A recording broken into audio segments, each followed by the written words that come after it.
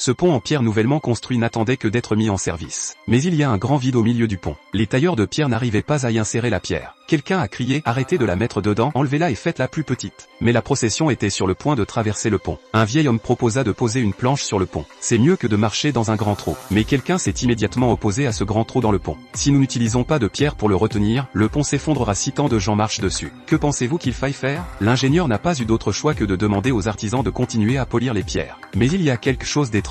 Quelle que soit la forme des pierres, elles ne rentraient toujours pas dans le trou. Les gens étaient très inquiets. Une jeune fille qui regardait le pont a soudain pensé à quelque chose. Soudain, elle a pensé à quelque chose et a dit à sa mère que la pierre que nous avions à la maison ressemblait un peu à ce trou. Il s'avère qu'hier encore, un vieil homme a donné une pierre à la mère et à la fille. La taille, la forme et l'épaisseur de la pierre ressemblaient exactement au trou manquant au milieu du pont. Devant l'incrédulité de la foule, la mère et la fille se sont précipitées chez elle et ont apporté la pierre ici. Après avoir soigneusement mesuré la pierre, l'ingénieur a constaté qu'elle correspondait parfaitement au trou. Lorsqu'ils l'ont mise en place, elle correspondait parfaitement à l'encoche. Les gens étaient très perplexes et se demandaient comment quelqu'un pouvait être aussi clairvoyant. Comment quelqu'un pouvait-il calculer la taille de l'encoche avec autant de précision? La jeune fille dit alors que le vieil homme qui avait livré la pierre s'appelait Fichday. L'ingénieur a fait un geste et a soudain compris. Il s'agit du caractère, ou bien de Maître Luban. À la fin de sa vie, Luban était un grand voyageur. Un jour, il traversa le Sichuan et découvrit un pont de pierre construit pour des rituels célestes. Luban s'aperçut que quelque chose n'allait pas dans ce projet. Il s'approcha donc de l'ingénieur et lui dit qu'il voulait travailler ici pour une courte période. Voyant l'âge avancé de Luban, l'ingénieur a d'abord refusé.